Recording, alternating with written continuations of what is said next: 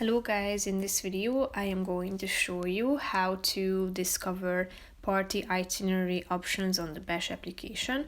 But first I just want to mention, don't forget to subscribe to my channel because at 10,000 subscribers I am going to show you my whole YouTube revenue statistics and growth strategy, how to make money online. Now let's jump into it. First of all, open the application on your phone.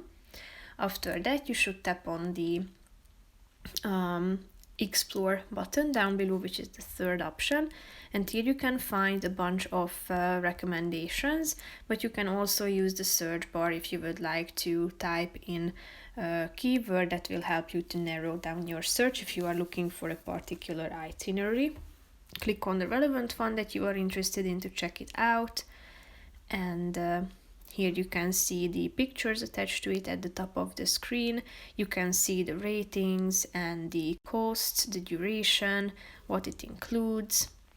Here you can see the detailed description and additional information.